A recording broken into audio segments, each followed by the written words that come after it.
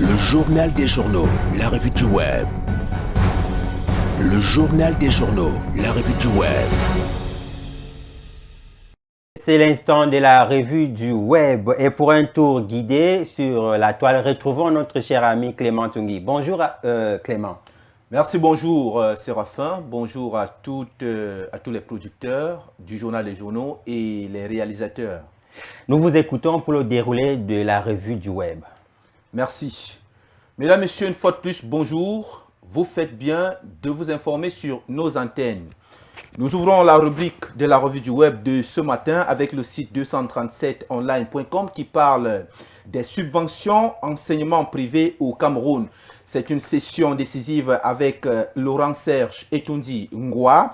Les subventions d'enseignement privé au Cameroun connaissent un tournant décisif avec l'ouverture de la 20e session de la Commission nationale hier à Yaoundé.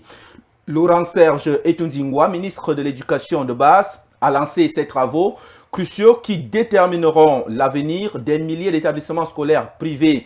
Cette rencontre stratégique réunit les promoteurs, partenaires gouvernementaux et experts pour identifier les défis majeurs du secteur. Les enjeux financiers colossaux autour des subventions publiques dominent les débats de cette session historique.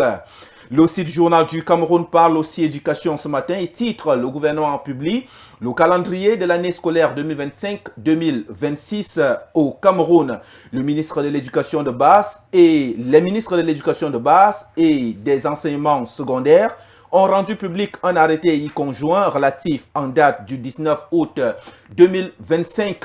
L'arrêté conjoint signé du ministre de l'Éducation de base, le professeur Laurent Serge Etundi Ngwa, et de la ministre des enseignements secondaires, le professeur Pauline Nalova Lyonga, fixé le début de l'année scolaire 2025-2026 au 8 septembre 2025 à 7h30. La dite année s'achèvera le vendredi 31 juillet 2026 à 15h30. Les activités d'enseignement et d'apprentissage seront organisées en présentiel et ou à distance. Vous pouvez retrouver l'intégralité de cette information, mesdames, messieurs, sur le site Le Journal du Cameroun. Le site Cameroun Tribune parle de l'employabilité des diplômés et titre: offre élargie à Yabassi. Institut des sciences halieutiques de l'université de Douala devient l'école nationale supérieure d'agronomie, d'halieutique et de la médecine vétérinaire dès la prochaine rentrée académique. Il faudrait désormais parler de l'ex-institut des sciences halieutiques abrégé ISH de Yabassi en vue de la prochaine rentrée académique. Cet établissement de l'université de Douala se prépare à tourner une nouvelle page, à porter un nouveau nom et à dispenser des formations supplémentaires telles que prescrites par les textes le réorganisant. Vous pouvez également retrouver l'intégralité de cette information sur le site Cameroun Tribune. Le même site de Cameroun Tribune parle également ce matin, mesdames, messieurs, d'un forage pour le groupement d'Igombe à l'ouest. Dans le groupement d'Igombe, l'arrondissement de Kouaptamo, département du Noun, le problème d'eau se pose avec acuité. Heureusement qu'un forage moderne adapté en système de distribution de l'énergie solaire vient d'être construit sur le site de l'école d'agriculture de cet arrondissement.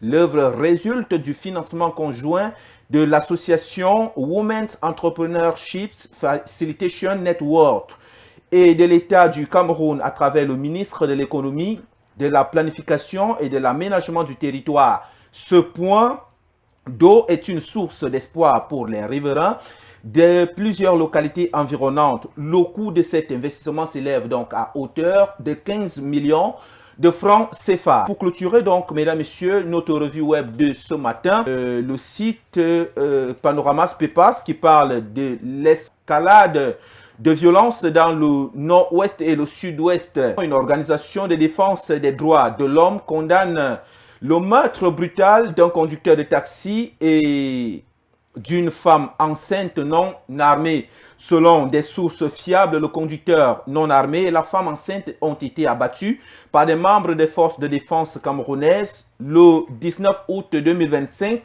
dernier entre Smel Mankon et Ngangomgan À Bamenda, le conducteur est mort instantanément des blessures par balle, tandis que la femme enceinte grièvement blessée a été transportée d'urgence dans un hôpital de la place où elle est décédée plus tard, malgré les efforts du personnel médical. Et même les jumeaux dont elle portait n'ont pas pu être sauvés. Conscience africaine a condamné avec fermeté le meurtre brutal de ces deux victimes et a demandé des enquêtes immédiates.